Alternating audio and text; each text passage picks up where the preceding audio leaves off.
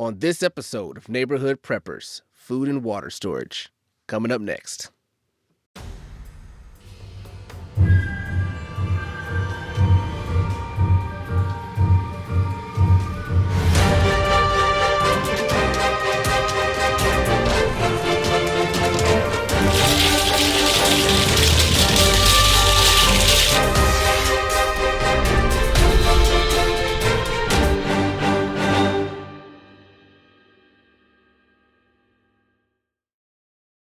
On everybody, this is Bobby Riggs Jr. with Neighborhood Preppers giving you an inside look at my food preps.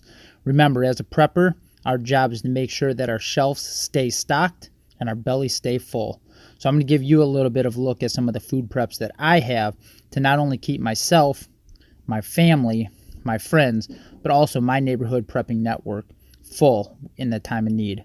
So first of all, you got a staple of all food preps, all preppers, the canned food. You take a look at this picture here, you can see that I got my soups, I got my fruits, I got my veggies, I got my sauces, I got my beans, potatoes. Awesome prepping. Cans are, they're great for prepping because, they last a long time. You can eat them 5, 10, 15 years past the expiration date. I've even seen videos of people eating them far after that. So canned food, a huge staple of prepping. The only thing that's hard about them is they're hard to store because of their size and their weight, and they're also hard if you do have to move them around. Make sure you're rotating your stock and everything else. But canned food's definitely a huge part of prepping. You can also get canned meats. I got chicken breast, I got ham. Those are a huge staple because those are two things that we eat a lot of in my family.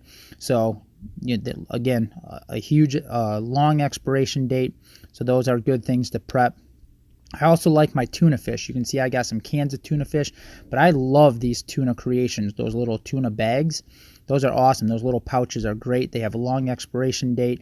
They come fully seasoned, ready to eat. You can just open it up, get it right out of there. It's an awesome snack, and they're easy to store because they're flat and they're in that pouch. You can literally just, pile them up and put them anywhere you need to, out of sight, out of mind. And, we eat those quite regularly. So whenever I pick those up, they're pretty cheap. I can put those into my storage, and those are awesome to have. Chicken bouillon cubes. That's one of the things that I love to prep. I like to keep those around because you just mix them with water. Suddenly you have a chicken broth. So you can use that when you're mixing it with rice. You can use it with noodles to turn it into a soup. All you need is water. Tastes good. There is a lot of sodium in it, so be careful. But they last a long time. They're really cheap. They're really lightweight. So chicken bouillon cubes is one of my favorite preps. Katie Patterson, I hope you're watching because peanut butter is one of my favorite preps. I always make sure that I have a couple months worth of peanut butter. My family, we eat a lot of peanut butter. It's got a lot of protein and it's good. My kids love it. But also, look for the powdered peanut butter because all you got to do is just mix it with a little bit of water. It's got a really long shelf life. It's easy to store. It's lightweight. It comes in a small container. Mix it with a little bit of water. Suddenly you have peanut butter. So that is an awesome prep. Look for the powdered peanut butter at your stores. I got a couple of those, and I got them in my bug out bags. And I also have them in my prepping gear stuff. Powdered potatoes, that's another one that I love. You can make those instant potatoes. They're easy to store. They come in the packs. Here's a picture of some of the ones that I bought, but I also have some that I have put in vacuum seal bags. I'll talk more about vacuum sealing in a little bit here, but the instant potatoes, again, super cheap, super lightweight, super easy to store. You just add water, and mashed potatoes are, they're perfect for a good meal, a side. They fill you up. They got lots of nutrients. So those are awesome. I love those. This is one of my this is every single college person has lived off of these at some point if you went to school. Ramen noodles. The shelf life is like forever, and they're literally one of the cheapest foods you can possibly buy. I got these 6-packs at the dollar store, I believe. $1 for 6 packs. They last forever. It's going to give you the calories you need. You don't want to have to live off of these things, but in an emergency situation, you can have them. They don't taste bad. They have beef flavor, chicken flavor. I believe they have like a shrimp flavor. So you can get those. I have a bunch of those in my emergency kit. Just mix them with water, and it's pretty much a meal in itself. It comes with seasoning packets and everything, so that's awesome. I really like having some of the ramen noodles for the side. Right now I'm going to show you one of my secrets. This is something that not a lot of people prep, but I do. Sprinkles. It sounds silly, all right? It sounds silly to prep sprinkles. You can see that I have a bunch of them here, multicolors and everything else. And the reason that I prep sprinkles is I have kids. And you'd be surprised what you can get your kids to eat if you just add sprinkles. If your kid's not a big oatmeal fan, put a little sprinkles on it, right? So having these sprinkles is huge for me because, you might get in a situation where you're trying to get your kids to eat maybe something that they don't necessarily love. I can put a little sprinkles on, make it fun, let them pick out a couple different colors. So I have tons of sprinkles in my house. I have tons of sprinkles in my prepping stuff. And I think it's something that if you have kids, get some sprinkles because it will really, really, really help them eat foods that they might not necessarily want. These, I'm going to get into a little bit of my different ways of prepping. So you can buy whatever you want, set it up the way you want it.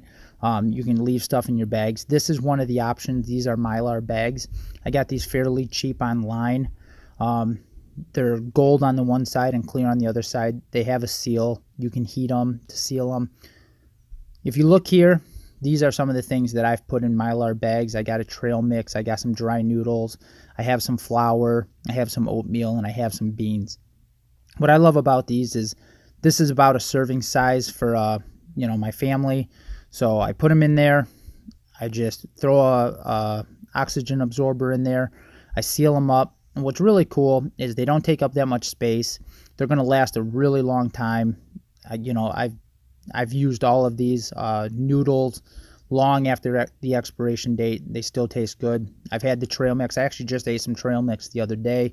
The expiration was for 2018. Still tasted good. The flour lasts a long time, but what's really nice about these little bags, they're perfect for bartering.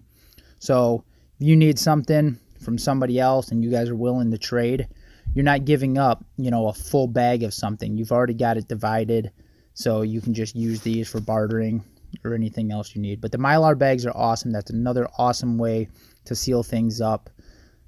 Don't forget about your multivitamins. Make sure you guys have vitamins stocked up. I found this at one of my local, I believe it was one of the big warehouses like a Costco or Sam's Club. 500 tablets of vitamins. It's perfect for me and my wife. We take other kind of vitamins, but I got these as an emergency. They were really cheap. So, we picked them up and I put them in emergency storage. The shelf life on them was pretty long. I actually, after taking this picture, I emptied it out and I vacuum sealed all of them so they'll last even longer. But make sure you get yourself, your vitamins, and, if there's any extra vitamins that you take, seal them up. That'll just be something that you can use in an emergency situation.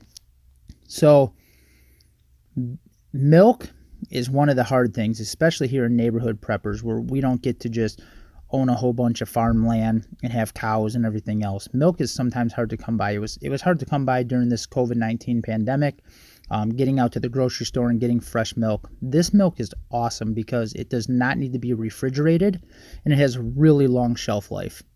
So I believe the shelf life on this milk was almost 2 years, and it does not need to be refrigerated.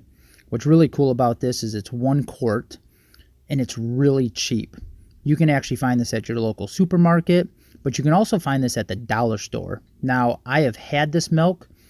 It's not the best milk in the world, but once chilled, it's pretty good. I gave it to my kids. They asked me, "Is this a different milk?" And I said, "It's just normal milk." And they said, "Oh, okay." So they did recognize that it tasted a little bit different, but they didn't complain. They drank it.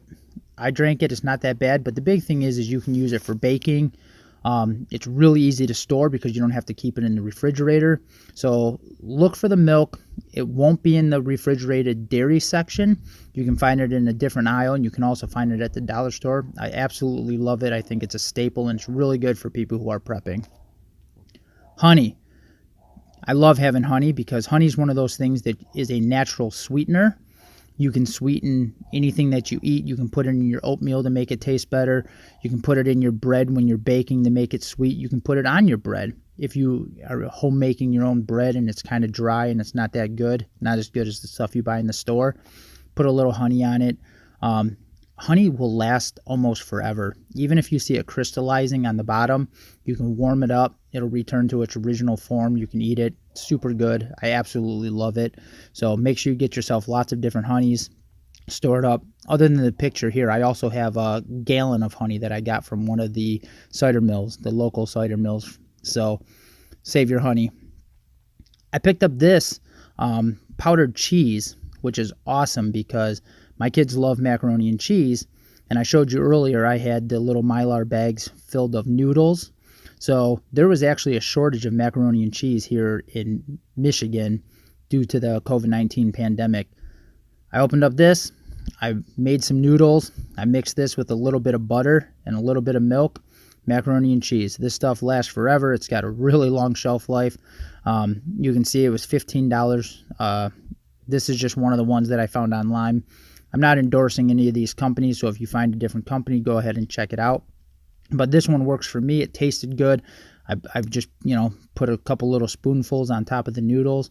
Tasted great. Absolutely loved it. So this is something that for me was a must-have because my kids without macaroni and cheese, they'd be devastated. So getting this cheese was huge.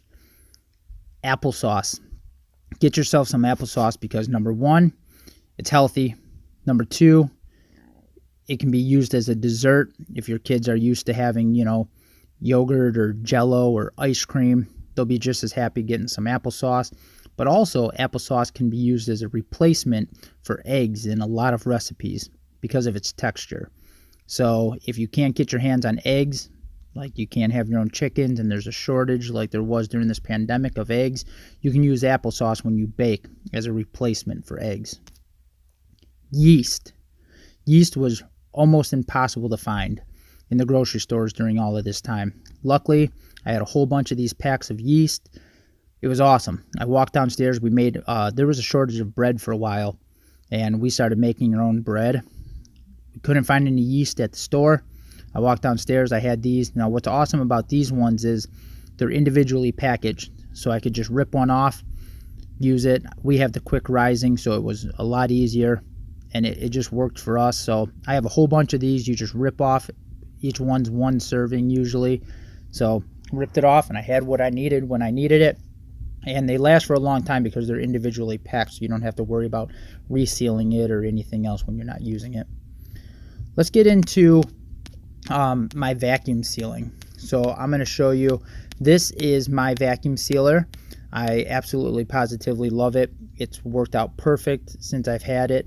You can see that I have the two different rolls.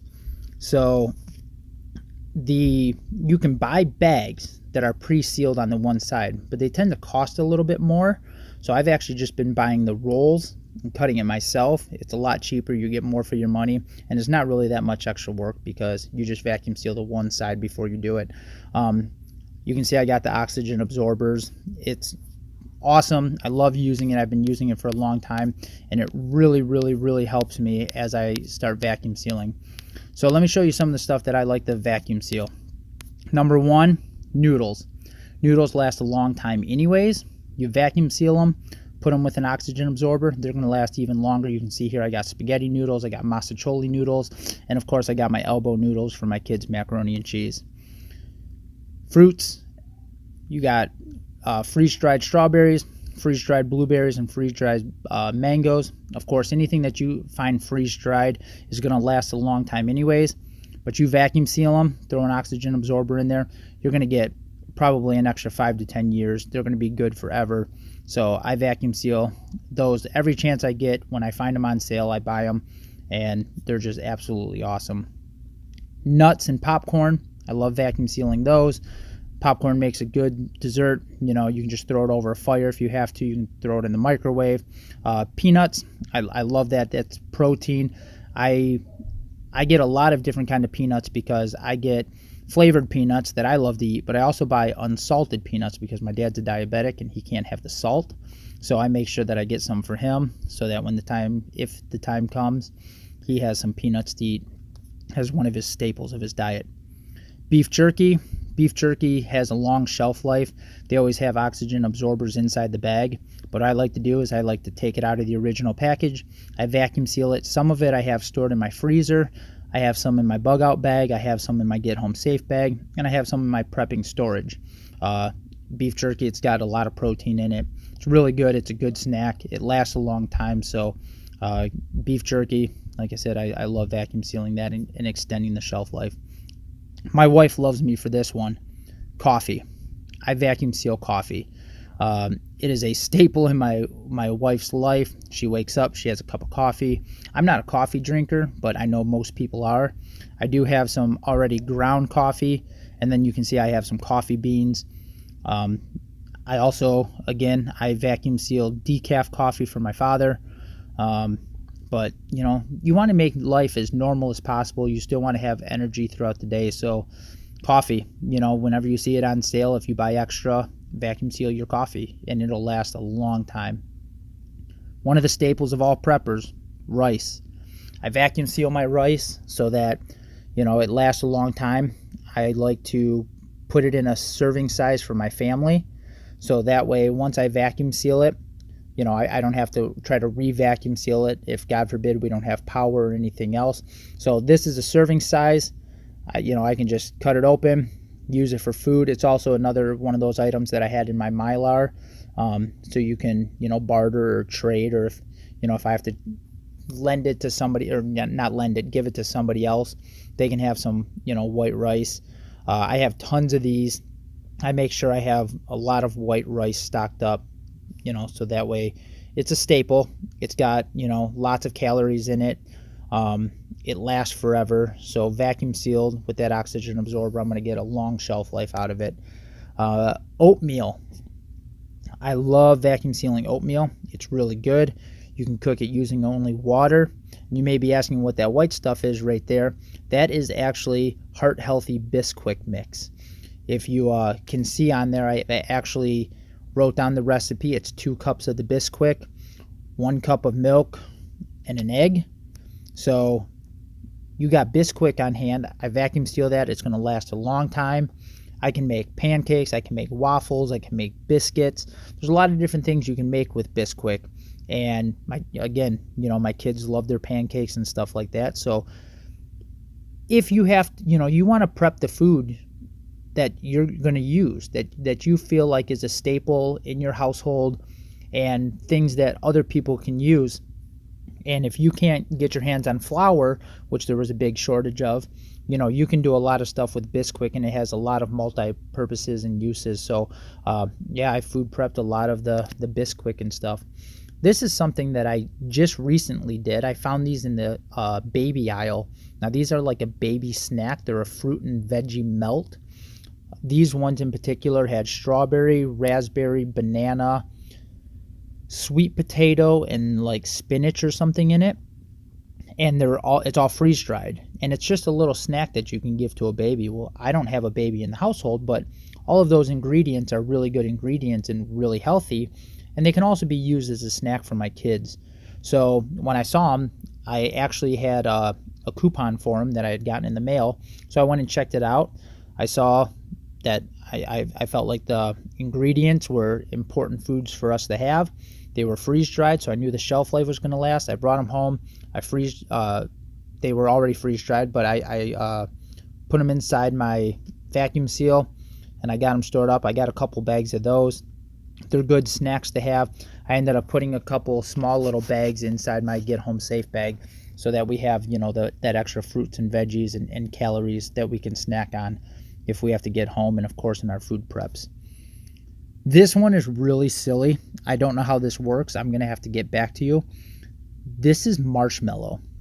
Now, we were going to have s'mores one day, and when I was at the store, I picked up some marshmallows, and I came home to discover that we had already had marshmallows at home. So rather than them going to waste and sitting around and getting hard and stale, I decided to vacuum seal them. Now, they were vacuum sealed a few months ago, and I just recently took them out, and they are still soft. So I do not know how long these are going to last. I did no research online. I don't know if anybody's ever vacuum sealed and tried to store marshmallows for long term. So at some point later on in a podcast, I am going to open these and I'll let you know how they taste.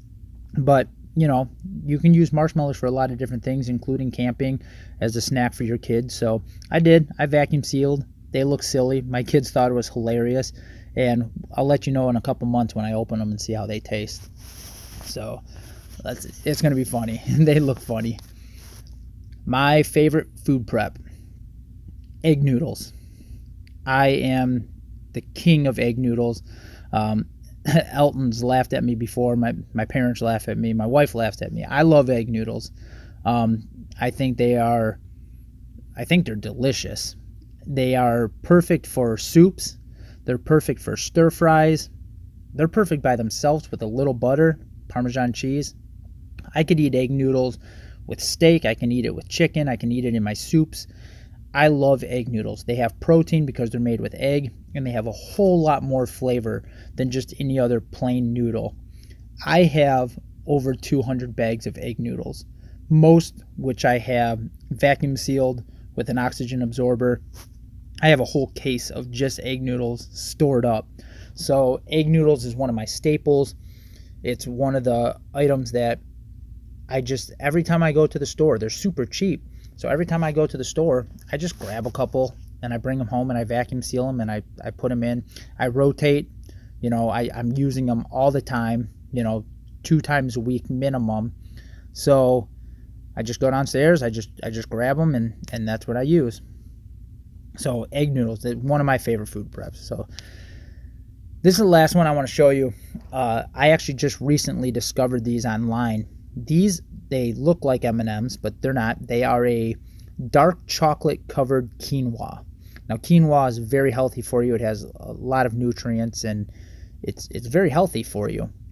But then you cover them in dark chocolate and you got yourself a little dessert.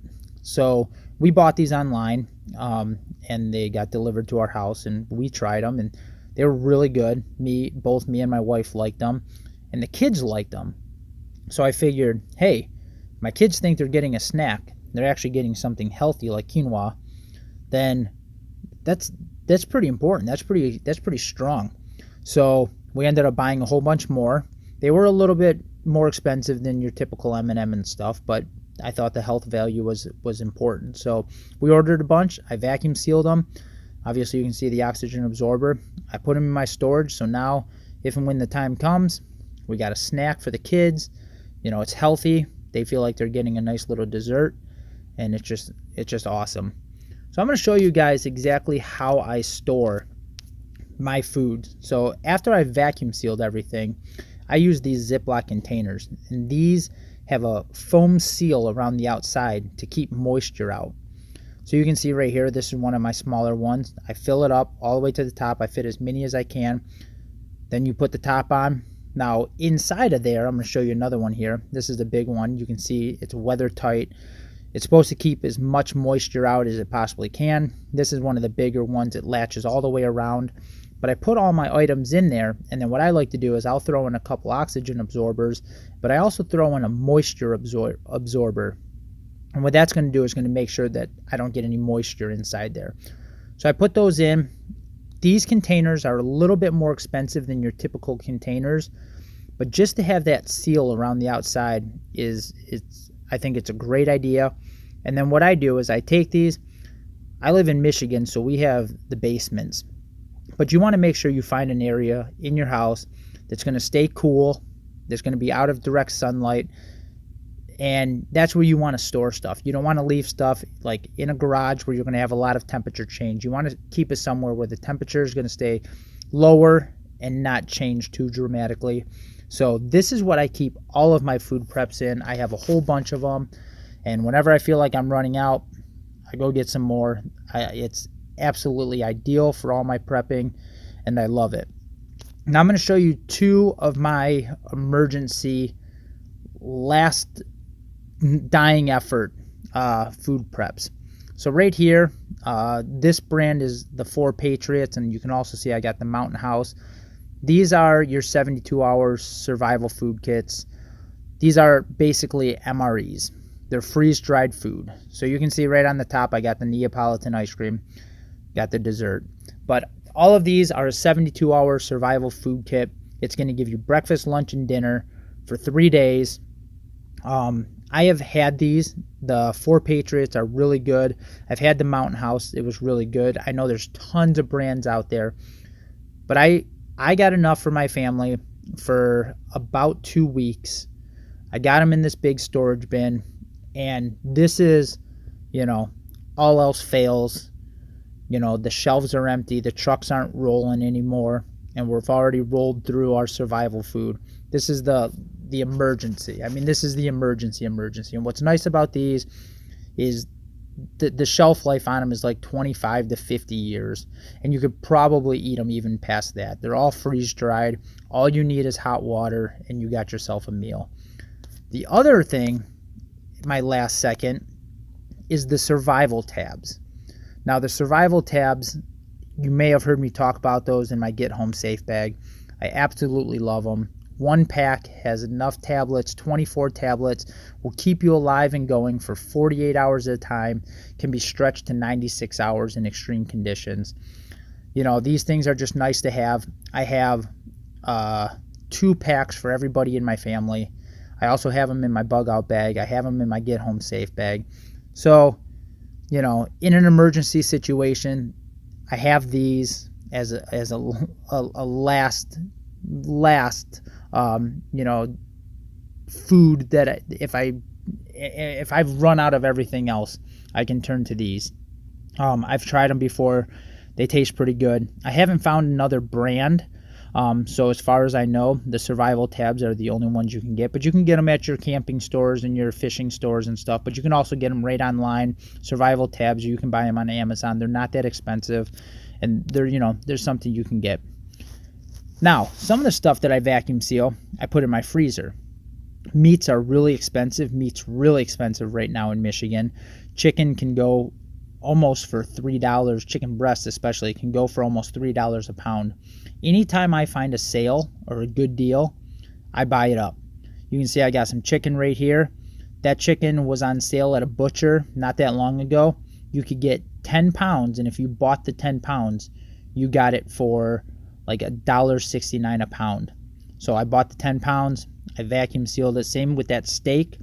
It was on the last day of its sell by. That was like a $24 steak that I got for like $12. So I bought it. I vacuum sealed, good to go. Put it in your deep freezer. If you don't have a deep freezer, make room in your freezer. It's awesome to be able to store meat. I received an email the other day that had a question that said, how do you prep for your dogs? Actually, it said, how do you prep for your pets? I do the same thing. I vacuum seal and I store.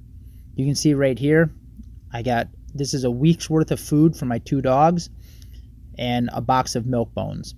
I vacuum seal. I make sure I have storage stored up, and as I need it, I come down and I use what I need.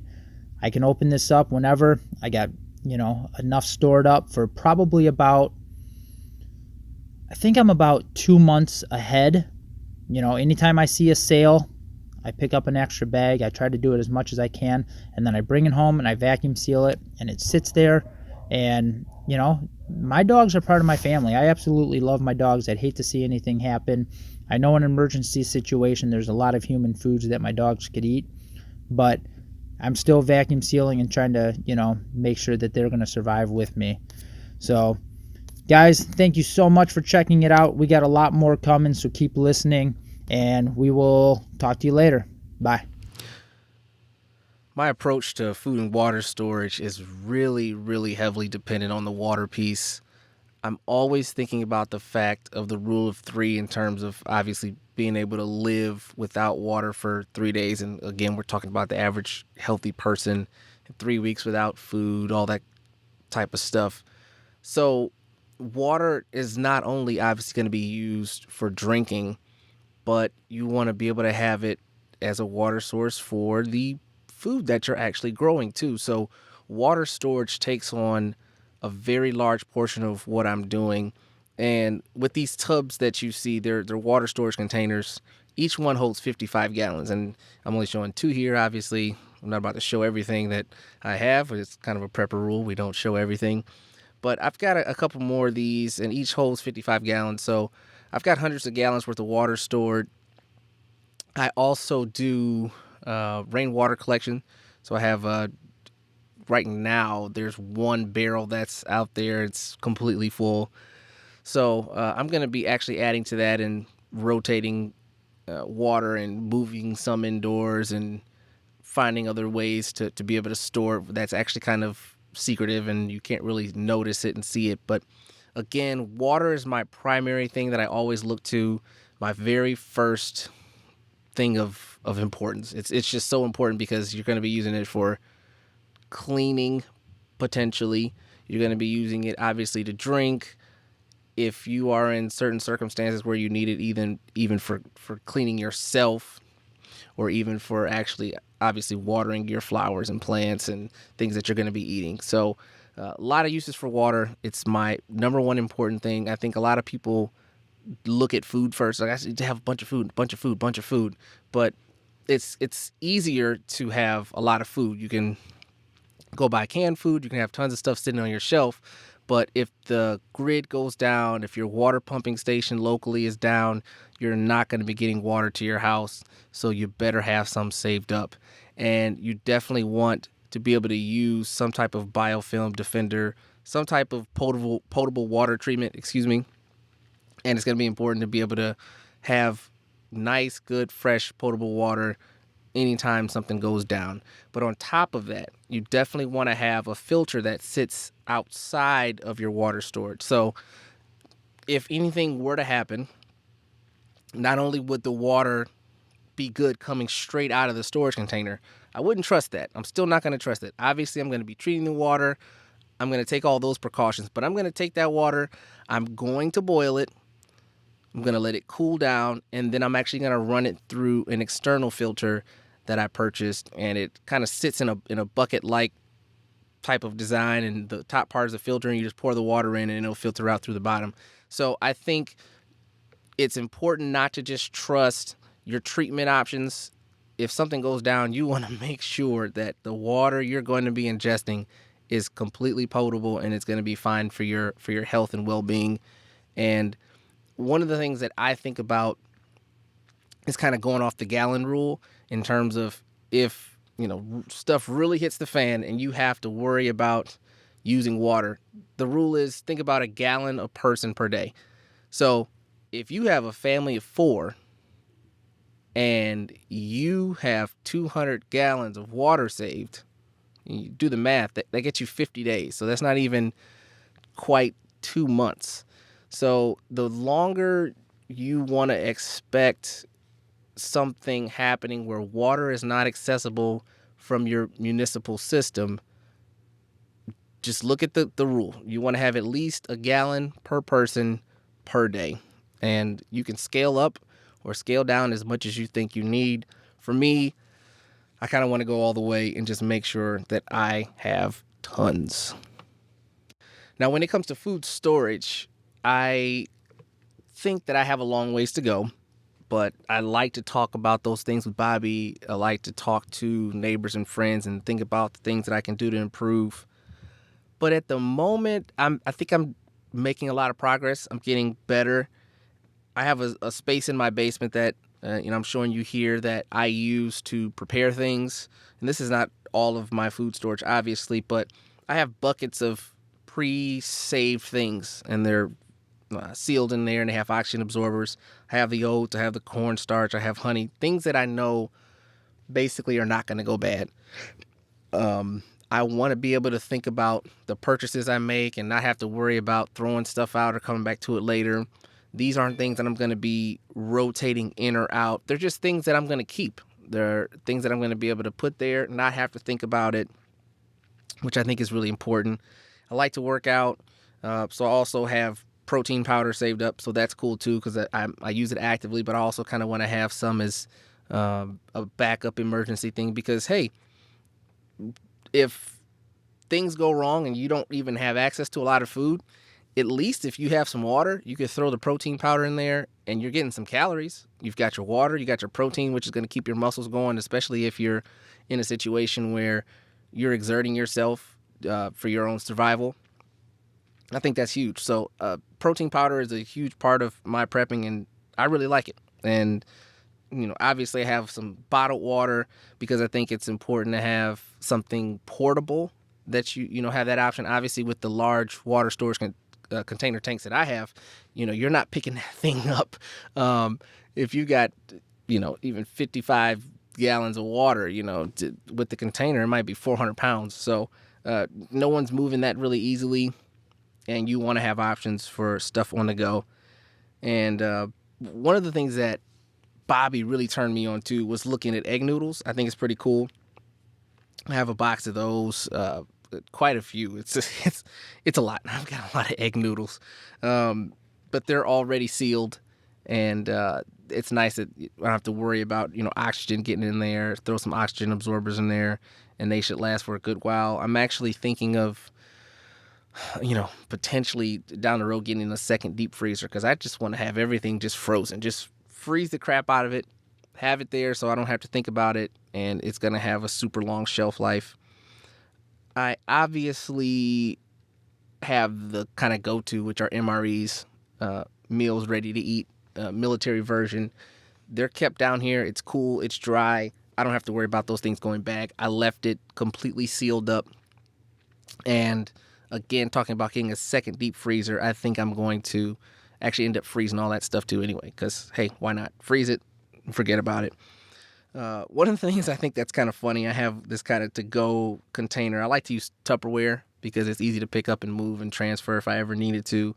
But, got a couple of extra egg noodle stuff in there and soy sauce. That's one thing that never goes bad. And I have tons and tons and tons of popcorn saved up. I think it's probably my favorite prep because obviously it takes up very little space, but you can make a lot of popcorn, obviously, with not that many kernels. So have some vegetable oil thrown in there, if I ever needed to kind of make some on the go. And who doesn't like popcorn? I mean, popcorn is great. So why the heck not? I've got some random things of pop in there.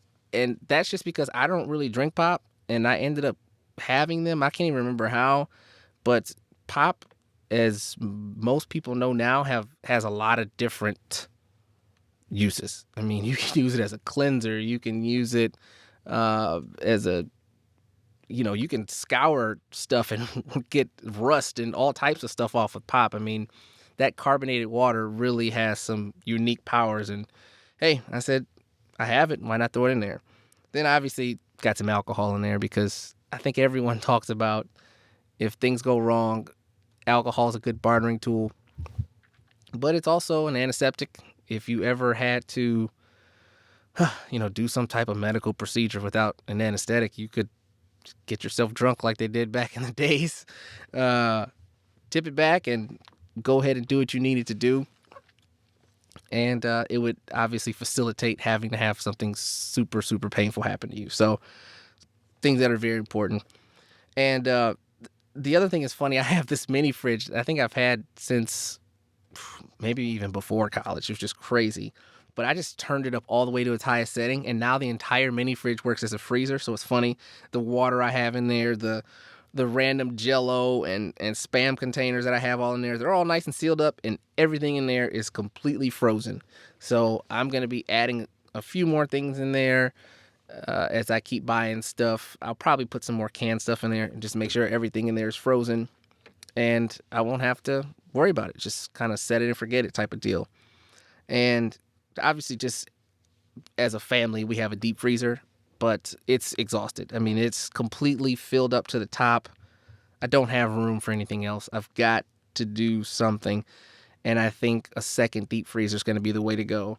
All the things that my wife likes to get to for the stuff that we eat regularly, she keeps at the top, and all of my prep stuff is at the very bottom of the deep freezer. That was obviously something she said, if you're going to have all this food, you just throw that at the bottom because we're not going to be accessing that anytime soon.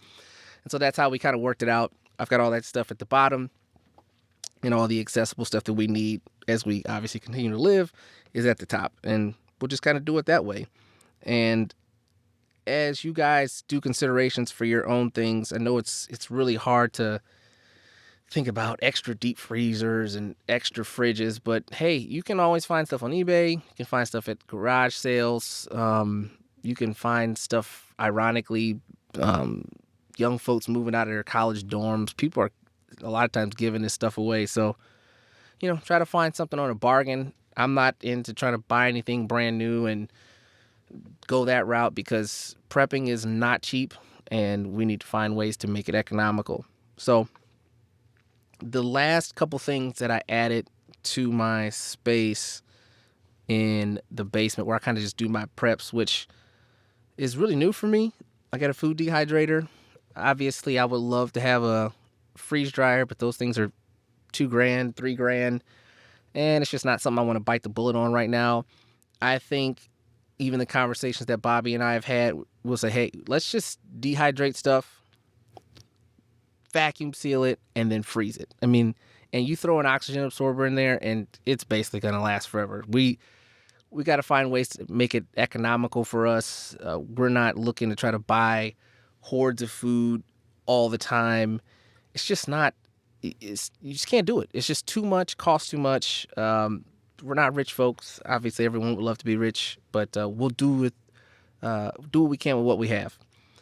And so maybe at some point we'll get a freeze dryer. I think we may even go in on it together and just even try to, help folks in our family, help folks in the neighborhood. We really want people to think about freeze drying and doing that in large groups because, if Bobby's growing certain food and I'm growing certain food and we got some neighbors growing different food, hey, we can go in together, freeze dry stuff, and make sure we all have a little bit of everything. And so the more we can think about community, doing things as neighborhood preppers, it's going to be fantastic. So that's really our focus. Obviously, we have nice storages of beans and lentils, and at this point, it's really hard to keep that stuff nice and sealed and contained. So I'm gonna go out and get some of those giant buckets that you can seal because I need to move. Like the giant bag of 50 pounds of Uncle Ben's rice, and I've got some other beans and lentils that are in some pretty large bags and containers, and I want to get those in. I want to seal them and vacuum out as much air as possible. Go ahead and throw the oxygen absorbers in there, but I am really key on making sure it's in a cool, dry place because my basement has basically no humidity, absolutely no humidity. I was, we're going to go into this later when we look at some other episodes, but I waterproof my basement. I have waterproof channels along the baseline. If water ever found its way in the basement, and it would drain straight to the sump pump. There's actual waterproof seal on the concrete part of the wall, and then on top of that, there's a vapor water barrier. So it's cool. It's dry in the basement, and those pieces I can store. The dry rice and the beans and lentils I keep in there, so I can make sure that those stay fresh. Everything else, I'm fine with just buying stuff at the store that's canned and just putting it away. Whether it's in the kitchen pantry and other places I have it stored because, it's funny, Bobby always talks about, I'm not really a canned food kind of guy. And for me, with the prepping, I'm just saying, hey, I just want to make sure I have some food. I want to make sure it's put away and not have to worry about it. So that was the big impetus for me. If it's something pre-canned, I don't have to worry about it. And again, my big focus is water storage because water is going to be your water that you're actually drinking, can be used for cleaning, can be used to water any plants that you're growing. So it's important. And then obviously if you're in certain communities, you're going to have water if you have a chicken coop or you have other animals that you need to feed and give water to. So think about water first. Obviously food is important. If you can, do it on the cheap side. One of the things I did recently, I went to the Dollar Tree and just bought a whole bunch of canned food. And the folks will probably look at me like I was crazy, but I think Bobby and I are going to probably do an episode for you too on just going to the dollar store and doing a lot of prepping at the dollar store. I think it's really easy. It's really important and you can get a lot out of it. So Stick around. We've got a lot more coming to at you. I hope you're enjoying the content and digging it. If you're still here, make sure that you like, subscribe, and click the notification bell so that you can hear about our episodes and content first. Thanks for being here, and we'll get right back to you. Hey, everybody, we're back in studio. I'm Alton James, and I'm again joined by the man himself, Mr. Bobby Riggs Jr. How's it going, buddy? How's it going, Alton? Doing good here, man. Doing good here. It was fun recording the video and getting all the pictures and everything. I had a lot of fun doing it. How Same about here. you? Same here. You Absolutely. know, it's awesome because in the with a prepper mentality is hoarding everything you can, not sharing everything, and I think that's what's awesome is it was a little nerve wracking pulling stuff out of storage and taking pictures of it, and even now recording and putting it out there for the world to see, but that's one thing, especially since meeting you, is that's what I want. I want people to know that, I'm a prepper. I want people to know that I have things that can help them out. And, me and you talk all the time that, everything that I got sitting here is just as much your family's as it is mine.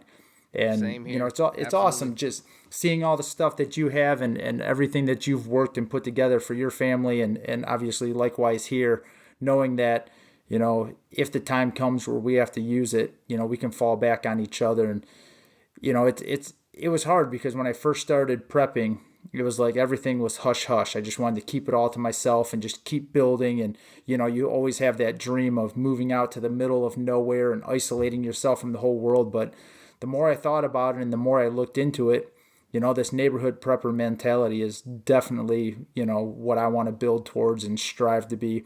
And, we're getting a lot of stuff on a lot of traction on our Facebook page and stuff, people. So it's awesome to see other people with the same like mind as us, that they want to build a prepper, network with other people to work with, because, I mean, it's hard. We Yeah. both know how hard it is to get everything you want, and at no point are we going to be done. We're not going to be done. We're just You're going to never keep done. working.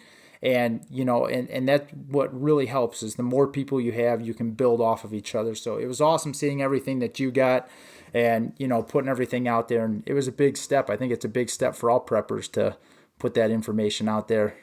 Definitely. And, for me, just trying to, this was, for me, I always thought that food storage and water storage were kind of my biggest deficits, and I really wanted to grow in those. I really took a big leap forward with water. I'm storing hundreds and hundreds of gallons of water now, doing rainwater collection, all that good stuff that I showed you guys in the video. But, even most recently, I got the food dehydrator. I got the vacuum sealer. I'm moving forward with those. I'm trying to do canning like, you're trying to get into as well. And we want to have a guest on the show to talk about some canning and things that we can do to really improve that skill. So as I think about prepping, I really harp on food and water, food and water, food and water. And if you have a great network, your network will be your security. I think a lot of people we see in the prepper world, their first thing is, what gun can I get? How much ammo can I get? Right, right. What's the highest caliber I can get? And it's just like, Exactly. but if you have a great network, you guys will be everyone's security. But at the end of the day, we can't live without food.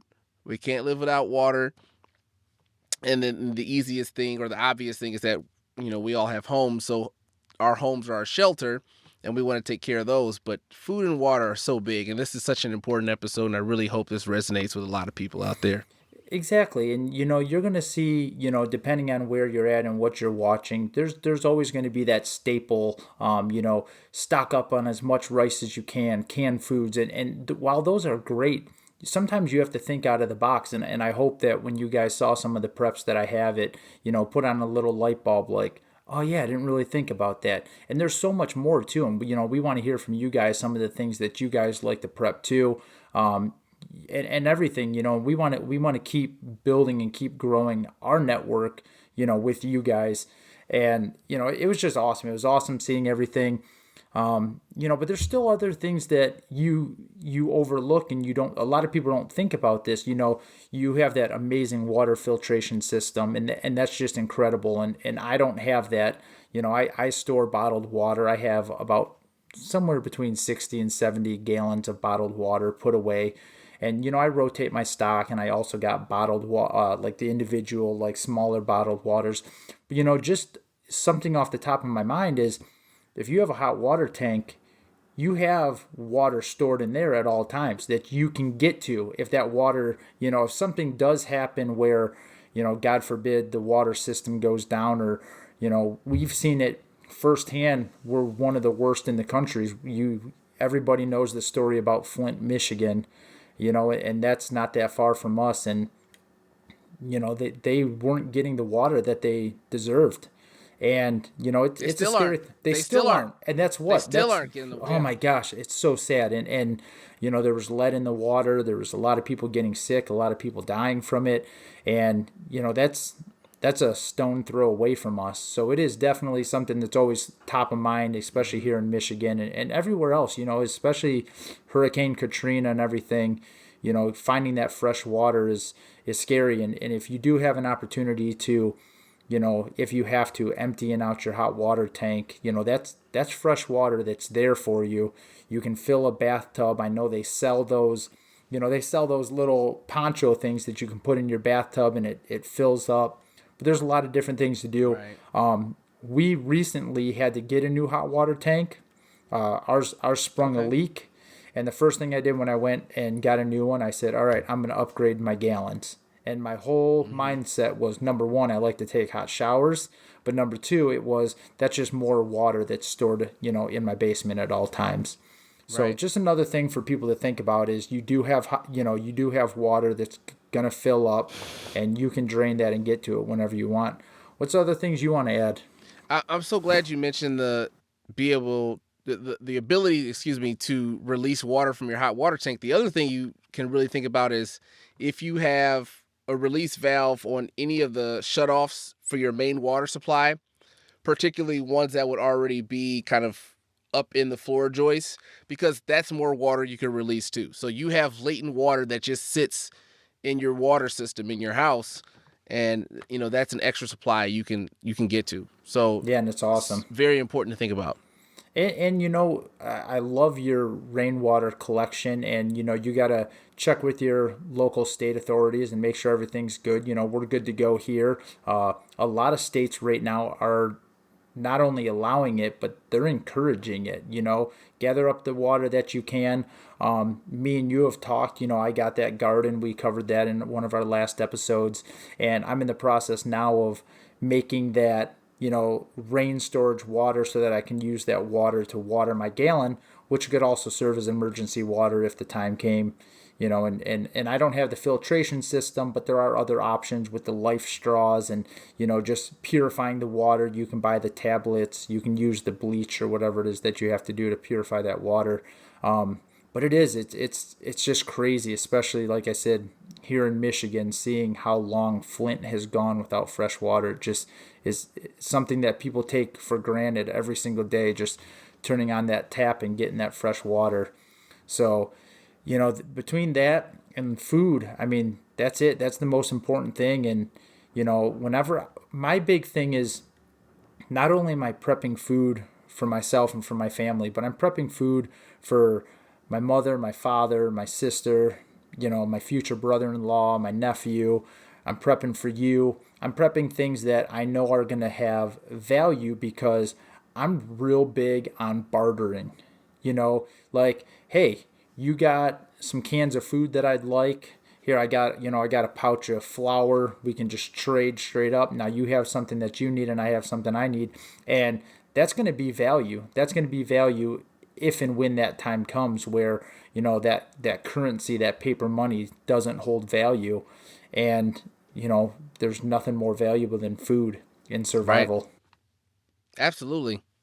And I think that's the most beautiful thing, going back to the whole bartering system. And even beyond that, I've been doing a lot of things in bulk. And one of the things that really gives me a little bit of comfort if anything was to ever happen is, we can make big meals where it's just like, hey, we make a huge meal. Your family can eat, my family can eat, all off this one meal, and we can go back and forth and make sure we're all taken care of. So even beyond the bartering piece, just making sure, hey, we have enough to do enough for everyone. And, you're doing the same thing on your end. And I think what has given me a little bit more uh, kind of pep in my step with the prepping thing is I read a lot, and you know this. I Yeah, read a lot about everything, and Yellowstone is kind of in the process or overdue for another big eruption. And that's right. one of the things that's so crazy about these large eruptions is they would blow a plume of ash and smoke so far into the atmosphere that we would really lose our imports of food from trucking from the West. And we really rely on that because the Midwest, we don't have a large growing season. We really don't have a large farming industry here. So, something that happens out West would be detrimental here. And I think it's important for everybody to understand how interconnected our country is across states and, how we rely on Florida for a lot of fruits and how we rely on California and the West for a lot of our vegetation. So if we can really get in the mindset of saying, we're going to grow, we're going to preserve, we're going to get our foods, we're going to can them, we're going to vacuum seal them, we're going to dehydrate them and store them away and put oxygen absorbers in there to really make sure that we have the food and water that we need if there was ever a major disruption And we in. are getting a little disruption right Yeah, now with just the COVID absolutely. 19. I mean, we're seeing it, nationwide. Is there was the meat packing factory that what 40, 50 workers came down with COVID 19 because they didn't have enough workers. They had to shut down for it was almost a month, and there was a shortage. And we saw one of the big trucking Yeah, companies that had a handful of people. They got the COVID 19, right, and then they were worried about the transportation, so some of that shut down. And we did, especially here where, like you said, we're the motor city. Anytime there's an open space, it's used to build, manufacture cars and stuff like that. We don't have a lot of factories that are producing, food or packaging food and stuff. We just don't have a lot of that in right, Michigan. So everything that we have is coming from out of state. right, And with a lot of the shortages and the trucks not being able to make it here, a lot of the trucks also on the far side of the coast, they like to cut through Canada to come down to Michigan because it's a shorter drive, but the borders were closed. So yeah, exactly, they still are. So a lot of those trucks that normally, had and a they still are. turnaround They of, still are. sometimes 3 or 4 days are now taking a week to 2 weeks. So we're seeing a huge shortage here in Michigan. And oh my God, dude, grocery shopping is a And we're nightmare right seeing a now. huge price I mean, increase. it's, a box of Yeah, macaroni and cheese went from, yeah, a buck five to now some of them are up to almost 250, a box of macaroni and cheese. And that's something simple. And then you look at our meats, and our meats are so ridiculous. right. That's why you could see when I had my video, I talked about, I found a deal at a butcher on some chicken breast. The guy was selling, if you bought 10 pounds, he was selling it for like a buck 50 or a buck 60 a pound. And I mean, we're seeing it at $3 a pound right now. So when I had that It's deal, I nice. was like, all right, give me 10 pounds. I'll vacuum seal it. I found a steak that was at the end of the sell by date. It was a $24 steak, but it was on sale for 12 bucks because it was at that end of the sell by date.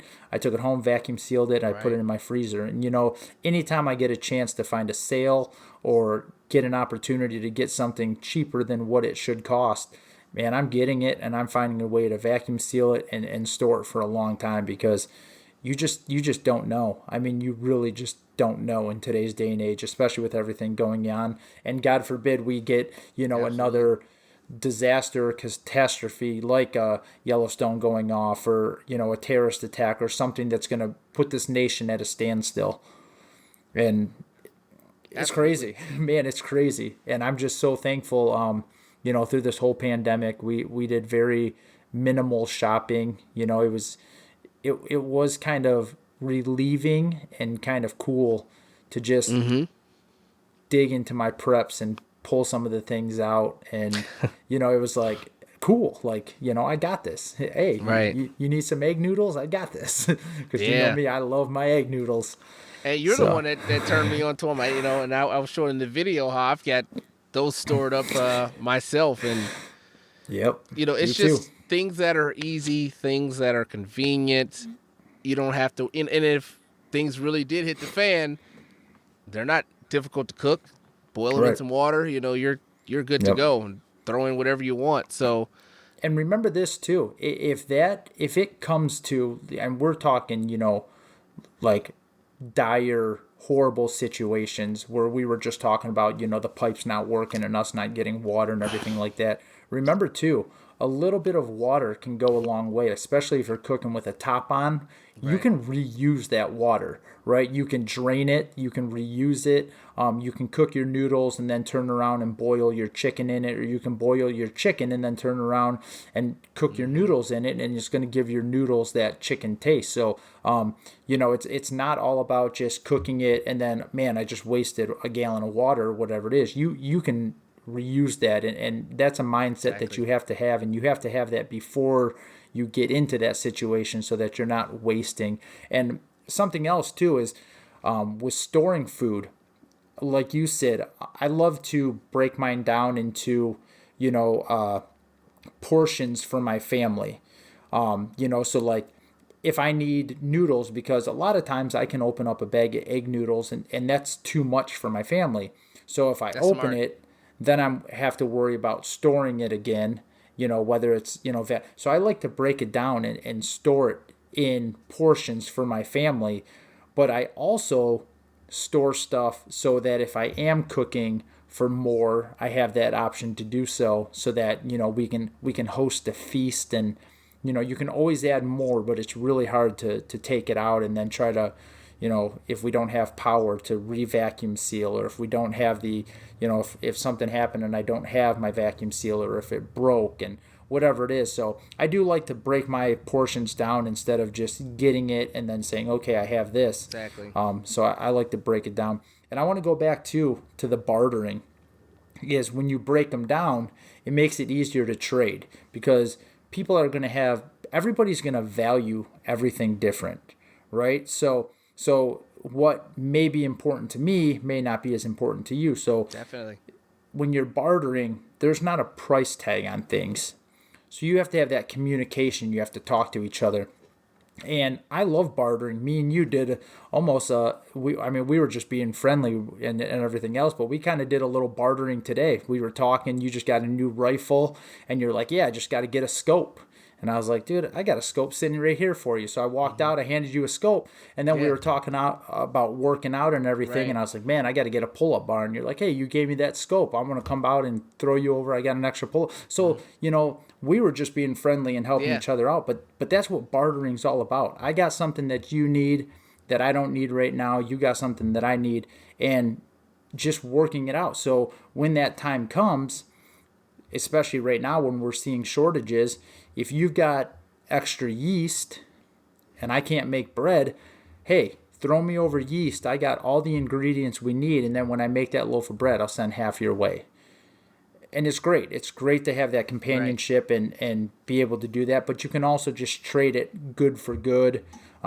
You'd be surprised in an emergency situation, what a box of ammo would go for, how much food you could probably get using just a box of ammo, Yeah. especially if you can't find it on the shelves. So That's true. I love doing this. Like I said, it was really different as a prepper, pulling everything out and taking pictures, knowing that I'm going to share it with the world. Yeah. But it was a cool feeling to know that we're building a network of people that, I want to share this information with. I want to share what I have because I want them to share with us so that we can expand this network, this group, and get everybody on the same mindset. Because if everybody starts doing this and everybody's sharing their knowledge and sharing their items and everything, the world's going to be a better place, and we're not going to have anything to worry about.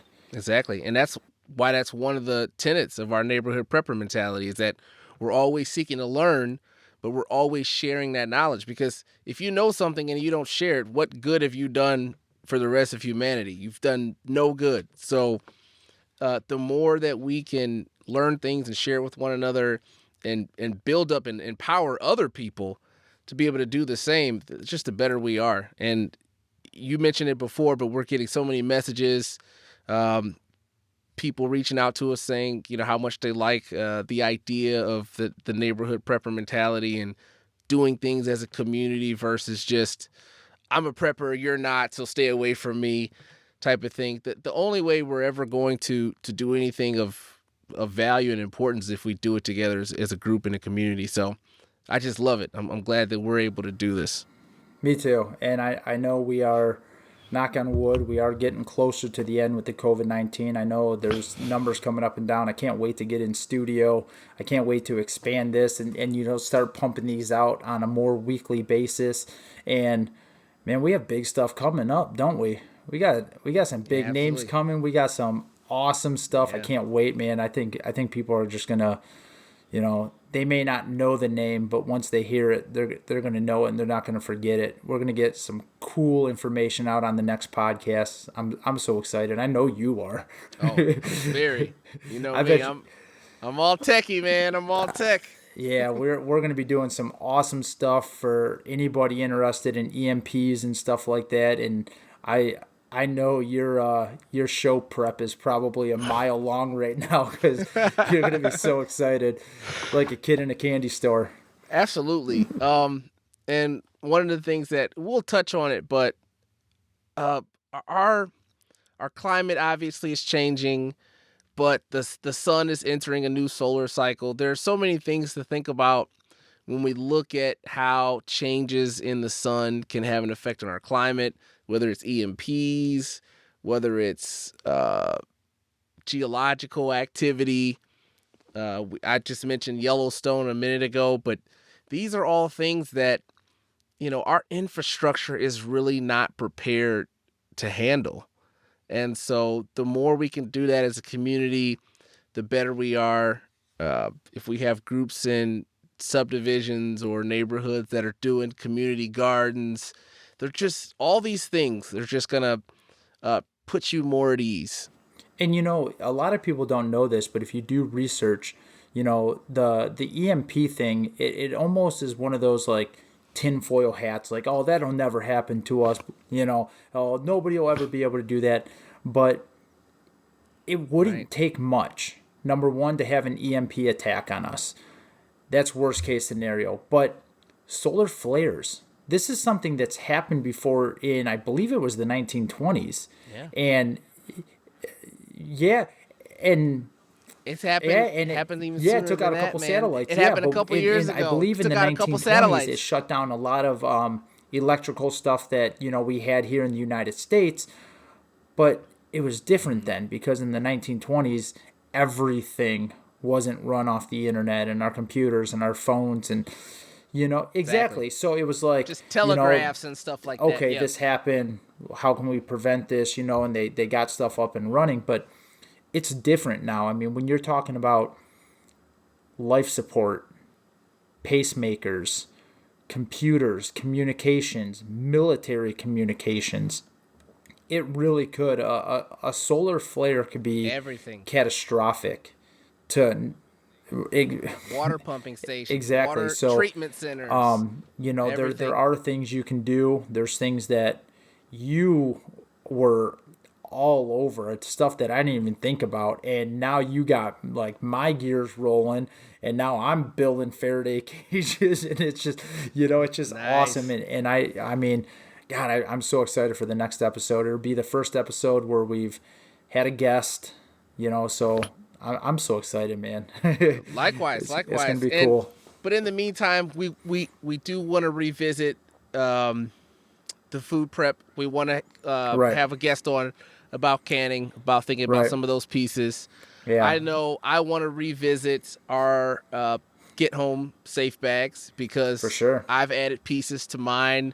I know you've probably been rethinking yours as well. Oh, I've already added to. Yeah, absolutely. As have I. So we have a lot of things in store, and we're just really excited to bring you guys more content. And if you guys have questions or things you want to see, please let us know. Guys, big thing right now. Big thing, okay? We're way over the 100, followers on Facebook right now. But you got to subscribe, all right? when you go on and you watch those videos, it takes 1 second. Click subscribe. That way you're going to get all the updates. If you're subscribed, you're going to get extra, we're going to release extra footage and stuff. You want to make sure you know that and get subscribed, so that way we know how many people are following us, how many people are subscribed. So that way we can, we can get more guests. We can say, hey, we got this many subscribers. Let's get some information out there. So we're relying on you guys. So, it's awesome that you guys are following us. We love it. It's so cool to go on and communicate with everybody. But make sure you hit subscribe, whether it's on YouTube or Anchor or both or whatever it is, because, we want to keep building this and we want to get in touch with you guys. We want you guys to keep reaching out to us, send us those emails, get us those messages, keep joining, recruit your friends, right? That's what Neighborhood Preppers is all about. You don't want to just take into this knowledge by yourself. Talk to a neighbor, talk to somebody down the street, talk to a friend, talk to a family member. Since I've started this, I've had a lot of friends that, were just like, yeah, it's cool, whatever. But all of a sudden, like, they're into it, we talked about, you got those ham radios, and I ended up giving one to my buddy. Mm-hmm. And it's funny, he was out driving and we were testing the range on the radio that we got, just seeing like, okay, what happens if he drives this far? And I was impressed with the range of those, and we're having fun, and we're always adding more. And now that I reached out to my friend and I got him this radio, now he's all pumped about it. So like, he's getting into it. He's like, hey, let's look and see if we can find bigger antennas so that we can reach each other further. And exactly. Yep. So, now he's all pumped. And it all started. Yeah. I talked to Luke, the gentleman who won the pocket knife, and he was introducing me to somebody that he talked to at work who, we talked. He lives right down the street from us, and he's like, man, I love what you guys are doing. I want to get involved. I want to start doing this. So just that word of mouth, that's how you're going. If me and you would have never talked, we wouldn't be sitting here today. We wouldn't be sharing our knowledge. So spread the word, exactly. Talk to people. Nobody's going to think you're a crazy person with a tinfoil hat, especially in today's day and age, especially what we're witnessing around the world, right? They're going to look at you and they're going to say, all right, I'm in. Like, let's learn together. Let's work together. Now's the time, right? So now's our time to shine as preppers. And you're far better off, and it's far easier to build a network where you live, in your subdivision, in your city, than it is to say, okay, now's a great time for me to pack up and move into the middle of nowhere, right? So keep doing what you're doing. And I had a lot of fun today. I had a lot of fun taking all those pictures and everything else, man. So do what you do and take us out of here and get us set up for next episode. All right. So, guys, the next episode, going to have a special guest. We're not going to say anything now, but be tuned for more subject matter experts that we're going to have on the show. But for this one, you've been listening or watching about storing food and storing water. I'm Alton James. I've been joined by the man himself, Mr. Bobby Riggs Jr. You've been watching Neighborhood Preppers, and we're signing off. We'll see you guys next time. Take it easy, guys. Peace. Peace.